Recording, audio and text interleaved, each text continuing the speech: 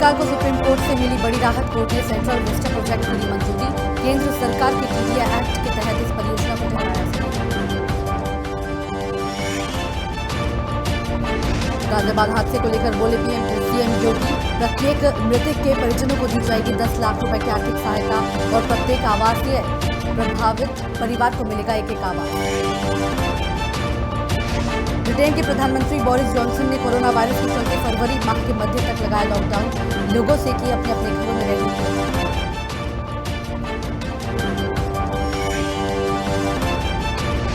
उत्तर प्रदेश में corona vaccination का चलेगा ड्राई रन। 12 जगहों पर वैक्सीन को लेकर किया जा रहा है ड्राई रन। 600 लोग ड्राई रन में लेंगे भाग।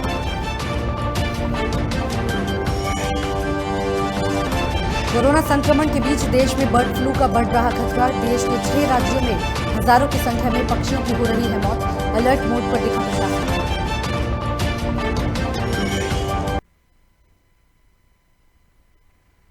नमस्कार, आप देख रहे हैं लोकमंच और मैं हूं आपके साथ आफरीन अली। बुलेटिन की शुरुआत इस समय की बड़ी और अहम खबर के साथ करेंगे। आपको बता दें कि बड़ी खबर लखनऊ से है, जहां पर पुलिस कमिश्नर लखनऊ का सराहनीय काम देखने को मिल रहा है। बताया जा रहा है कि दिल्ली से चारबाग सूरज यादव का ऑटो में बैग छूट गया था, जिसके बाद इंचार्ज कमलेश राय और सिपाही अक्षय कुमार ने इस मामले को लेकर तलाशी अभियान शुरू कर दिया था।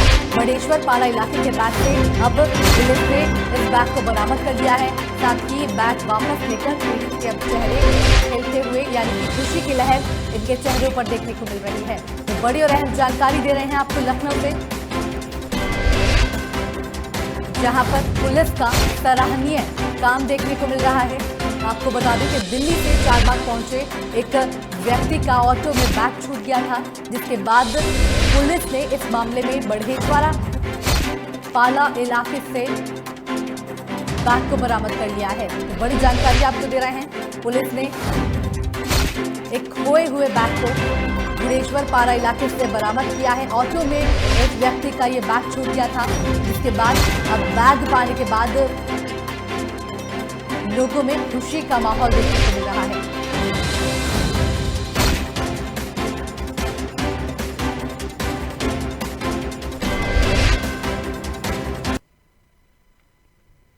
वहीं आप पार्टी के संजय सिंह ने प्रेस वार्ता कर योगी सरकार पर निशाना साधा है। उन्होंने कहा कि मुरादनगर की घटना में साफ है कि अधिकारियों और नेताओं की मिलीभगत की वजह से भ्रष्टाचार हुआ है और 25 लोगों की जान चली गई है। सभी के विरुद्ध हत्या का मुकदमा दर्ज होना चाहिए और पीड़ित परिवारों को 1 करोड़ का मुआवजा मिलना चाहिए। और आज पूरे देश का किसान आंदोलित है, करोड़ों किसान सड़क पर बैठे हैं। बीजेपी सरकार को अडानी अंबानी की गुलामी छोड़कर किसानों की बात माननी चाहिए।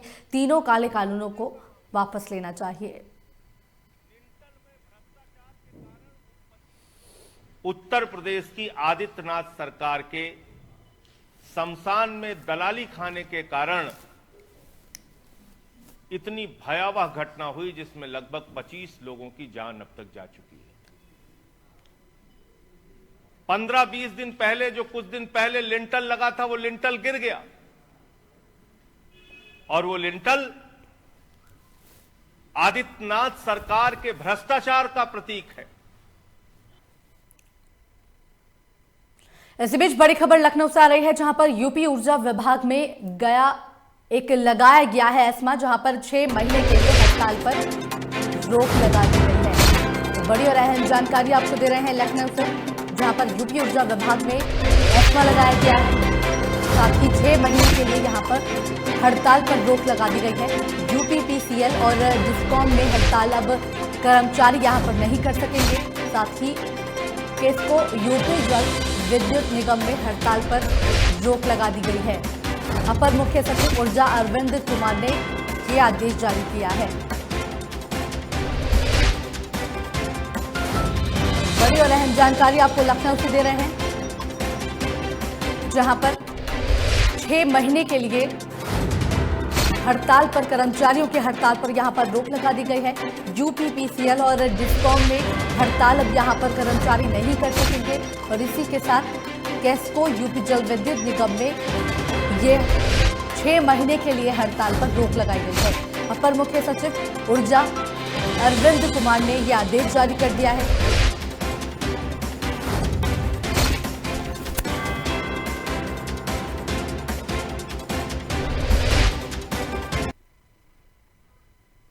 इस बीच बड़ी खबर लखीमपुर खीरी से सामने आ रही है, जहां पर दबंगों के आतंक से अब गरीब परेशान देखने को मिल रहा है। तो बड़ी जानकारी आपको दे रहे हैं। शिकायत के बाद भी पुलिस इस मामले में कोई कार्रवाई नहीं करती हुई दिखाई दे रही है। दबंगों ने पीएम आवास को क्षतिग्रस्त कर दिया है। पूरा मामला सीसीटीवी कैमरे में कैद हो गया है। विरोध करने पर दबंगों ने यहां पर मारपीट भी की है। साथ ही सिंगाही के सुधौना गांव का ये मामला बताया जा रहा है। तो बड़ी जानकारी आपको दे रहे हैं लखीमपुर खीरी से, जहां पर दबंगों ने यहां पर दबंगई दिखाते हुए लोगों के साथ मारपीट भी की है। ये पूरी घटना सीसीटीवी कैमरे में कैद की है। साथ ही बताया जा रहा है कि शिकायत के बाद भी पुलिस ने इस मामले में कोई कार्रवाई नहीं की है।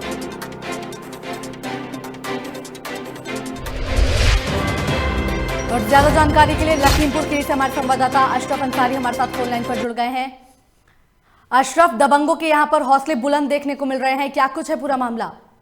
जी, दबंगों के आतंक से गरीब परेशान है। शिकायत के बाद भी सिंगाही पुलिस मौन धारण किए हुए। इससे पहले भी कई सिंगाही पुलिस पर कई इल्जाम लग चुके हैं सिंगाही थाना एसओ पर, क्योंकि थाना एसओ कुछ लापरवाह भी नजर आते हैं। कंकाल का मामला इससे पहले हुआ था, लोकमंच टीवी चैनल ने खबर भी प्रकाशित की थी। हालांकि इस पर जांच तो हुई सीओ के द्वारा। सीओ से आज जब हमने बात की पिछले जो और वारदात हुई है उसके बारे में, तो सीओ साहब का तो फोन उठता है, लेकिन वहां से जो थाना सिंगाही है ना तो ये फोन उठाते हैं, ना सीयूजी इनका नंबर उठता है, ना तो कुछ जानकारी देते हैं। और आज जो हुआ है मामला, गरीब के साथ एक अन्याय हुआ है, उसका घर तोड़ा गया। बाकायदा आप फुटेज देख रहे हैं किस तरीके से घर तोड़ा जा रहा है। अभी तक उस पर कोई कार्रवाई नहीं हो पाई है। कार्रवाई हो क्यों? क्योंकि सिंगाही थाना एसओ है, हमें लगता है लापरवाही ज्यादातर दिखा देते हैं कहीं कहीं पर।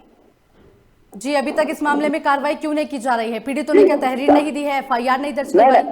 हाँ, तहरीर दी है। पीड़ित जो है उसने तहरीर दी है, उसने तहरीर भी दी है और हर तरीके से कहा है, गिड़गिड़ाया है, जब पुलिस की चौखट तक पहुंचा है। लेकिन अभी तक थाना सिंगाही एसओ जो है अभी तक कुछ कार्रवाई करने में नाकाम साबित हो रहे हैं। जब हमने फोन पे जानकारी लेनी चाहिए तो अभी तक फोन उनका नहीं उठा है, सीयूजी नंबर भी नहीं उठ रहा है। अब बताइए कैसे अन्याय उसको गरीब को मिलेगा पुलिस के द्वारा?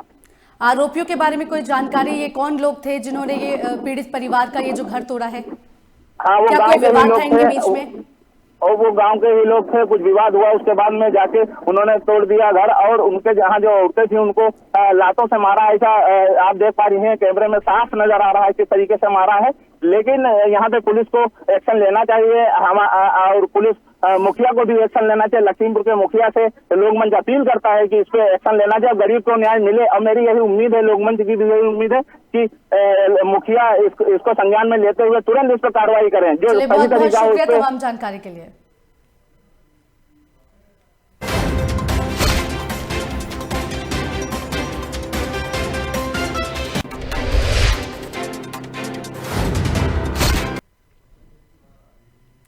कोरोना वैक्सीनेशन को लेकर पूरे लखनऊ में 12 जगहों पर वैक्सीन को लेकर ड्राई रन किया जा रहा है। आपको बता दें कि केजीएमयू के कलाम सेंटर में भी ड्राई रन की प्रतिक्रिया तेज है, जहां 600 लोग इस ड्राई रन में भी भाग लेंगे। वहीं एक बारी में 25 लोग टीकाकरण की प्रक्रिया से गुजरेंगे। बताया जा रहा है कि कुल 12 जगहों पर ये ड्राई रन होगा, जिसमें केजीएमयू सहित लोहिया अस्पताल, सहारा अस्पताल, पीजीआई शामिल है। वहीं इस प्रक्रिया का जायजा लेने खुद मुख्यमंत्री योगी आदित्यनाथ लोहिया संस्थान पहुंचे, जहां ड्राई रन की प्रक्रिया जारी है।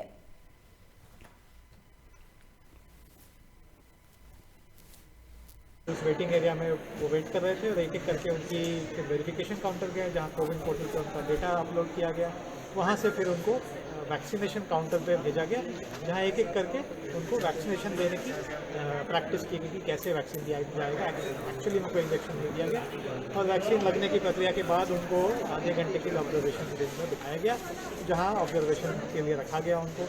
और कोई अगर एडवर्स इवेंट होता है, कोई रिएक्शन होता है, तो कैसे हम उसको मैनेज करेंगे, कैसे सेंटर शिफ्ट करेंगे, कितना टाइम लगता है, वो सब हम लोगों ने चेक किया, जो बिल्कुल आराम से सब कुछ अच्छे से आज चल रहा है। और कोरोना वैक्सीन को लेके आज दूसरी बार ड्राई रन हो रहा है पूरे प्रदेश में। हम इस समय राजधानी लखनऊ के मेडिकल कॉलेज के कलाम सेंटर में मौजूद है, जहां ये लखनऊ के 12 हॉस्पिटल चिन्हित किए गए, जहां पे हो रहा है। वहीं आपको बताते चले कि योगी आदित्यनाथ मुख्यमंत्री इस समय लोहिया हॉस्पिटल भी गए हैं।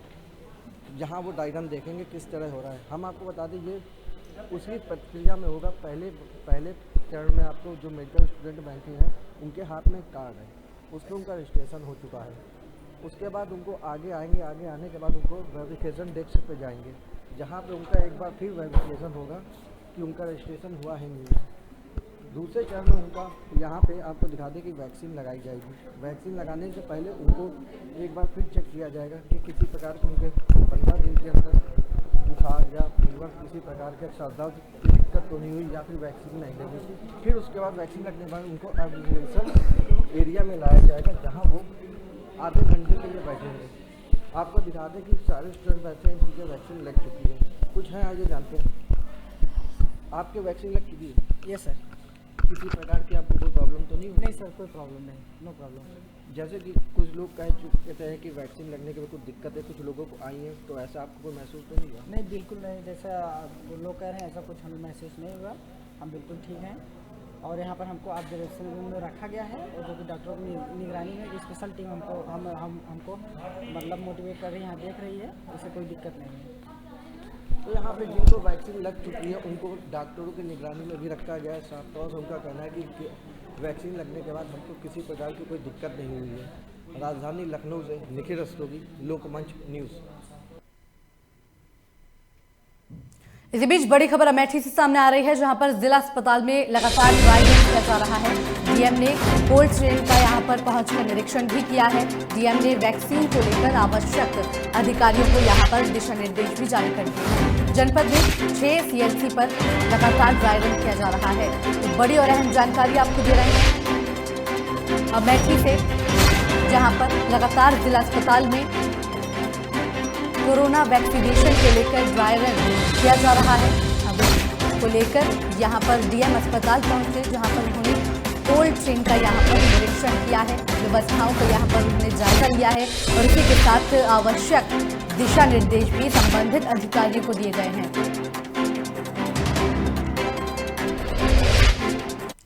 और ज्यादा जानकारी के लिए अमेठी से हमारे संवाददाता तौफिक अहमद हमारे साथ फोन लाइन पर जुड़ गए हैं। तौफिक, जिला अस्पताल में ड्राई रन चल रहा है जिसको लेकर निरीक्षण किया गया है डीएम ने, तो क्या कुछ अपडेट है आपके पास? जी, डीएम अरुण कुमार ने जिला अस्पताल का निरीक्षण किया है। ड्राई रन स्टार्ट है और जिला में 6 केंद्र ऐसे बनाए गए हैं जहां वैक्सीनेशन होना है। जी, 6 अस्पतालों को ऐसा चयनित किया गया है जहां पे सबसे पहले स्वास्थ्य कर्मियों का ही वैक्सीनेशन होना है।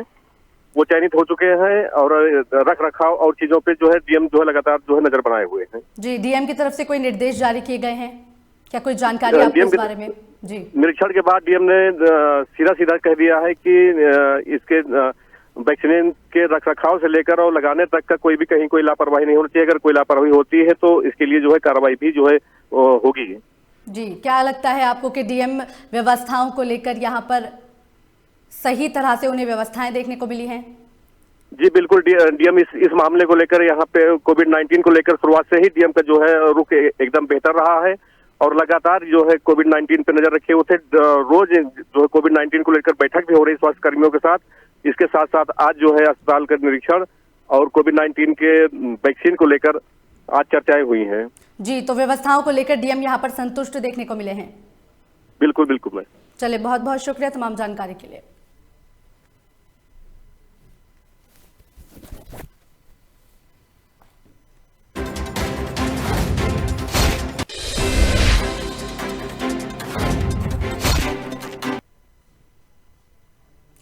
वहीं बुलंदशहर में 6 केंद्रों पर कोविड-19 वैक्सीनेशन का ड्राई रन शुरू हो चुका है। वैक्सीनेशन केंद्रों पर मरीजों की सहायता के लिए कोविड हेल्प डेस्क भी बनाए गए हैं। इसके अलावा हर एक केंद्र पर मरीज को कोविड का टीका देने से पूर्व वेटिंग रूम में रखा जाएगा। साथ ही वेटिंग रूम से मरीज को सीधे वैक्सीनेशन रूम भेजा जाएगा। यहां पर मरीज को कोविड का टीका लगाया जाएगा। फिर टीकाकरण के बाद मरीज को 30 मिनट तक ऑब्जर्वेशन रूम में रखा जाएगा। ऑब्जर्वेशन रूम में मरीज को रखने का मकसद वैक्सीनेशन के बाद मरीज के सामने आने वाली दिक्कत को दूर करना है। अगर मरीज को ऑब्जर्वेशन के दौरान किसी भी तरह की दिक्कत आती है तो मरीज को अस्पताल भेजने की व्यवस्था भी केंद्रों पर ही की गई है। वैक्सीनेशन के बाद मरीज के पंजीकृत मोबाइल फोन पर सफल वैक्सीनेशन का मैसेज आएगा। परेशानी महसूस नहीं कर रहे, हम वेल महसूस कर रहे हैं। अच्छा, आपको किन किन मतलब प्रक्रियाओं से होकर गुजरना पड़ा वैक्सीनेशन के लिए? पहले हमारा रजिस्ट्रेशन हुआ है, रजिस्ट्रेशन के बाद फिर हमको वेटिंग रूम में बैठाया गया है, उसके बाद पश्चात हमको वैक्सीनेशन किया गया, उसके बाद में हमको ऑब्जर्व में लिटाया बैठाया। अभी वैक्सीनेशन के बाद में आपको किसी तरह की कोई, जैसे बता रहे थे कि कोई इसमें दिक्कत भी आ रही है? नहीं, हमें कोई घबराहट नहीं, कोई कुछ नहीं, जैसे पहले थे वैसे महसूस कर रहे हैं। इसी बीच बड़ी खबर अलीगढ़ से सामने आ रही है, जहां पर अलीगढ़ मुस्लिम विश्वविद्यालय का खाता सीज कर दिया गया है। 14.98 करोड़ के बकाये पर नगर निगम ने ये बड़ी कार्रवाई की है।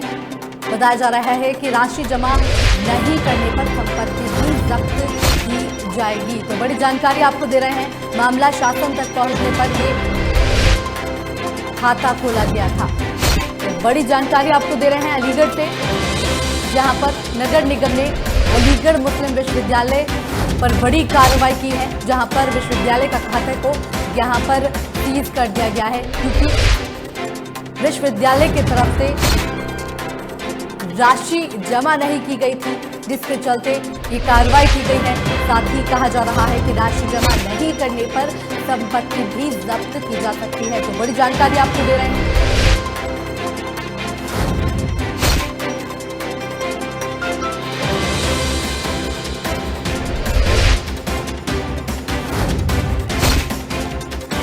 बड़ी और अहम खबर आपको बता रहे हैं अलीगढ़ से, जहां पर अलीगढ़ मुस्लिम विश्वविद्यालय का खाता सीज कर दिया गया है।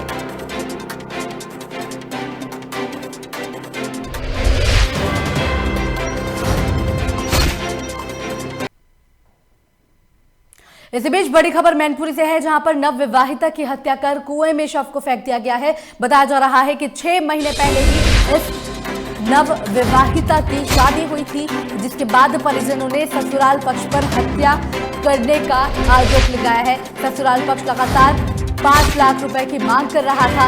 ये महिला के परिजनों ने आरोप यहां पर लगाया है। साथ ही शव को देख स्थानीय लोगों ने, बताया जा रहा है कि इस मामले को पुलिस को सूचना दी थी, जिसके बाद शव को कुएं से निकालने में भारी पुलिस बल मौके पर मौजूद रहा है।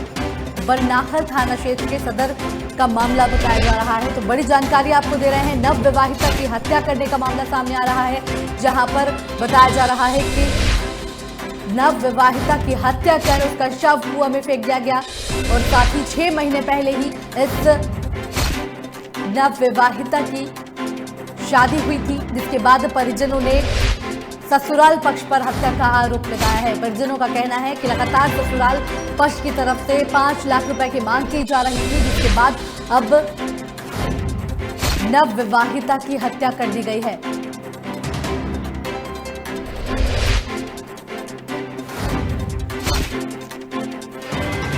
तो बड़ी और अहम खबर आपको मैनपुरी से बता रहे हैं, जहां पर नव विवाहिता की हत्या कर दी गई है। इस मामले में परिजनों ने ससुराल पक्ष पर हत्या करने का आरोप लगाया है। साथ ही उनका कहना है कि लगातार ससुराल पक्ष की तरफ से 5 लाख रुपए की मांग की जा रही थी, जिसके बाद अब नव विवाहिता की हत्या कर दी गई है। बताया जा रहा है कि शव को कुएं में फेंक दिया गया था, जिसके बाद लोगों ने इसकी सूचना पुलिस को दी। फिलहाल शव को भारी पुलिस बल ने कुएं से निकाल लिया है। साथ ही इस मामले में अब पुलिस ने जांच पड़ताल भी शुरू कर दी है।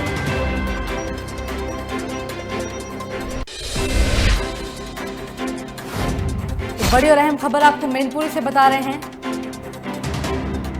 जहां पर नव विवाहिता की हत्या का मामला सामने आया है। महिला की हत्या करके शव को कुएं में फेंक दिया गया था, जिसके बाद लोगों ने इसकी जानकारी पुलिस को दी और शव को बाहर निकाला गया है। फिलहाल इस मामले में परिजनों ने ससुराल पक्ष पर हत्या का आरोप लगाया है। साथ ही 5 लाख रुपए मांगने का भी ससुराल पक्ष पर आरोप लगाया गया है। और ज्यादा जानकारी के लिए आसिफ, यूपी ब्यूरो आसिफ बेग हमारे साथ फोन लाइन पर जुड़ गए हैं। आसिफ, नव विवाहिता की यहां पर हत्या का मामला सामने आ रहा है, क्या कुछ है पूरा मामला? जी, आपको बताती हूँ, पूरा मामला बरनाहल थाना क्षेत्र के सदर का है, जहां पर जो है 6 माह पहले जो है शादी हुई थी युवती की, और विवाह के बाद ही लगातार जो है परिजन जो ससुराली जन थे लगातार परेशान कर रहे थे और उसको जो है मारपीट करते थे, ऐसा आरोप लगा रहे हैं घर वाले मायके वाले। और नवविवाहिता की बताया जा रहा है कि हत्या कर शव को जलाकर कुएं में फेंक दिया गया। मामले में जो है पुलिस मौके पर पहुंची और मामले की छानबीन कर रही है। हालांकि जिस तरह से ससुराली जनों के कृत्य सामने आए उससे यही लग रहा है कि नवविवाहिता को काफी प्रताड़ित किया जाता था और जिस वजह से उसकी हत्या कर दी गई और उसका शव जला दिया गया। साक्ष्य मिटाने के लिए जो है कुएं में भी फेंक दिया गया शव को।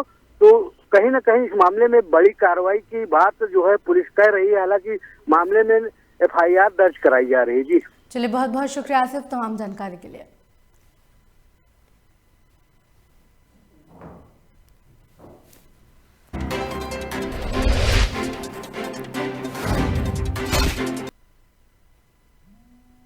लालकुआं में समाज को संगठित करने के लिए पूर्वांचल समाज के नेताओं ने एक बैठक बुलाई है। बैठक में निर्णय लिया गया है कि जल्द ही विधानसभा स्तर पर आगामी दिनों में कार्यक्रम आयोजित किया जाएगा, जिसकी रूपरेखा जल्दी तैयार कर ली जाएगी। बैठक में पूर्व नगर पंचायत अध्यक्ष पवन कुमार चौहान और किच्छा के वरिष्ठ नेता सजीव सिंह सहित पूर्वांचल महासभा के अध्यक्ष ब्रिजेश यादव के मौजूद रहे। वहीं पूर्वांचल महासभा के लोगों ने कहा कि प्रदेश में पूर्वांचल समाज अलग थलग पड़ा हुआ है। ऐसे में समाज के उत्थान के लिए शीघ्र ही विधानसभा स्तर पर कार्यक्रम आयोजित किया जाएगा।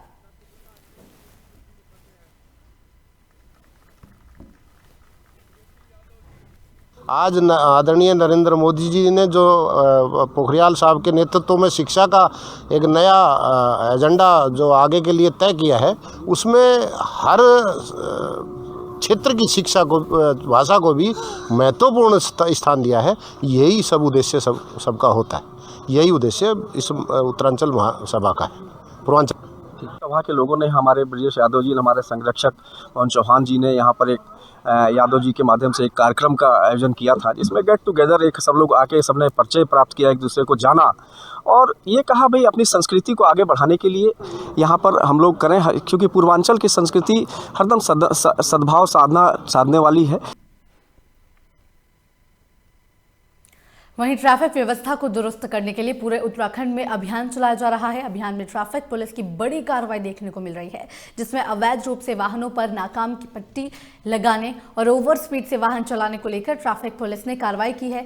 आपको बता दें कि ट्रैफिक इंस्पेक्टर मोहम्मद अकरम ने बताया कि उनकी टीम ने रुड़की में ट्रैफिक व्यवस्था को दुरुस्त किया है और साथ ही अवैध रूप से वाहनों पर नाम लिखने वालों के 107 चालान काटे हैं और ओवर स्पीड वाहनों के 98 चालान काटे गए।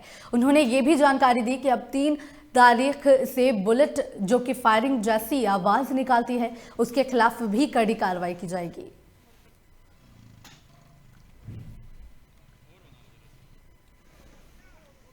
ओवर स्पीडिंग के खिलाफ जो है अभियान चलाया गया था, जिसमें हमारे द्वारा 107 नंबर प्लेट उतारे गए।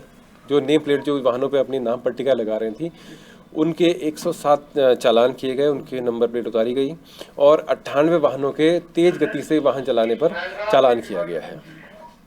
एक नया अभियान चल रहा है, जो बुलेट रेट्रो साइलेंसर जो इस्तेमाल करते हैं उनके खिलाफ 15 दिन का अभियान चलाया जाएगा और जो मल्टी टोन हॉर्न है उनके विरुद्ध और ट्रिपल राइडिंग के विरुद्ध ये विशेष अभियान 15 दिन का चलाया जाएगा और इसकी जो भी प्रगति होगी आपको अवगत कराया जाएगा उस संबंध में। वहीं रुद्रप्रयाग और चमोली के मरीजों को बड़ी खुशखबरी मिली है। आपको बता दें कि मरीजों को डायलिसिस के लिए प्राइवेट अस्पतालों के चक्कर काटने पड़ सकते हैं। अब इन दोनों जिलों में मरीजों को डायलिसिस के लिए प्राइवेट अस्पताल और अन्य अस्पतालों के चक्कर अब नहीं काटने पड़ेंगे। रुद्रप्रयाग जिला अस्पताल में आज से डायलिसिस की 3 यूनिटों का शुभारंभ किया गया। इससे मरीजों को अपने नजदीक के अस्पताल में सरकारी दरों पर डायलिसिस की सुविधा मिलेगी। जिला अस्पताल में प्रतिदिन 3 व्यक्तियों का यहां पर डायलिसिस किया जा सकता है। साथ ही आपको बता दें कि रुद्रप्रयाग जिला अस्पताल को बीते साल gas authority of India limited की CSR मद से ये 3 डायलिसिस मशीनें दी गई थी, लेकिन भवन ना मिलने और कोरोना काल के कारण इनका शुभारंभ नहीं हो पाया था।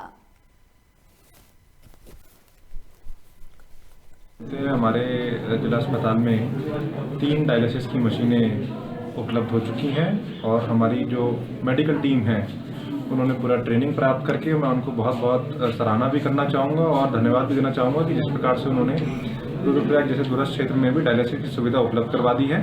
तो डायलिसिस काफ़ी एक इम्पॉर्टेंट नीड रहती है लोगों की जो किडनी के बीमारियों से ग्रस्त रहते हैं, सबको यहाँ पे अब लाभ पूरे समय मिलता रहेगा। काफ़ी लंबे समय से हम इसकी प्रतीक्षा में थे। दरअसल में ये मशीनें हमें gas authority of India limited के सौजन्य से CSR मद में प्राप्त हुई थी, लेकिन कोविड के चलते इनको स्थान की कमी होने के कारण इनको शुरू नहीं कर पा रहे थे। और अब जबकि यहाँ पे आयुष विभाग का अपना भवन बन करके तैयार है, उन्होंने शिफ्ट कर लिया है, तो वहाँ पे इन मशीनों को आज विधिवत शुरू कर दिया। सितारगंज के उप जिलाधिकारी कार्यालय में कांग्रेस कार्यकर्ताओं ने महामहिम राज्यपाल को संबोधित ज्ञापन सौंपा है। ज्ञापन के जरिए सिडकुल मार्ग के चौड़ीकरण करने और खनन वाहनों के लिए वैकल्पिक मार्ग बनाने की मांग की गई है। वहीं कांग्रेस कार्यकर्ताओं का कहना है कि सिडकुल से सोना सितारगंज को जोड़ने वाला मार्ग है, लेकिन इस रोड पर लगभग आधा दर्जन स्टोन क्रशर है, जिसके चलते इस रोड पर भारी खनन वाहन निकलते हैं, जिससे रोड की हालत जर्जर हो गई है और रोड पर रोज ही सड़क दुर्घटनाएं होती रहती हैं, जिसमें कई लोगों की जान जा चुकी है, जिससे कि क्षेत्र के लोग अब परेशान हो चुके हैं। इसका आप देख रहे हैं बहुत क्षतिग्रस्त रूप में यहाँ पे बनी हुई है, जिसका बार बार विधायक जी हमारे कहते हैं कि बार बार निर्माण कार्य इस पे होता है, करवाते भी हैं, ऊपर से डंटे पंटा करवाते हैं। पिछले वर्ष कोई इस पे एक छोटे से बच्चे की मृत्यु भी हो गई, आज भी उसका कष्ट हाल में है, बहुत बुरी स्थिति में है। आम आदमी का उससे गुजरना बहुत मुश्किल हो गया है। उसके उपलक्ष्य में हम यहाँ पहुँचे हैं। अपने सितारगंज से सिडकुल होते हुए हल्द्वानी को जो मार्ग है, मेन रोड है, इसमें इतने गड्ढे हैं, इतनी रोड खराब हो चुकी है कि आइंदा कोई ना कोई घटना होती रहती है। तो ये भाजपा सरकारों कतई शुद्ध नहीं है। कांग्रेस के समय में यहाँ उद्योग लगाए गए, सड़कें बनाई गई, जो बाढ़ की स्थिति थी उसको भी नदी में जो भी अपने पिचिंग लगानी थी उस टाइम कांग्रेस सरकार ने लगाई थी। आज भाजपा सरकार इस रोड को भी नहीं बना पा रही है। ऐसी निकम्मी सरकार है, ये बिल्कुल इनको कोई मतलब नहीं है दिन दुनिया। गदरपुर के विधायक और प्रदेश शिक्षा मंत्री अरविंद पांडे इन दिनों अपने गदरपुर क्षेत्र के भ्रमण कर रहे हैं, जिसके चलते शिक्षा मंत्री ने 11 वर्षीय राजीव और उनके छोटे भाई बहन की पढ़ने लिखने और भरण पोषण की पूरी जिम्मेदारी ली है। आपको बता दें कि शिक्षा मंत्री अरविंद पांडे अपने क्षेत्र में जनसंपर्क के दौरान एक 11 वर्षीय छोटे से बच्चे राजीव से मिले और समस्याएं सुनी, जिसके बाद शिक्षा मंत्री अरविंद पांडे ने 11 वर्षीय राजीव और उसके छोटे भाई बहन को स्कूल में पढ़ाई और उनके भरण पोषण की जिम्मेदारी ली।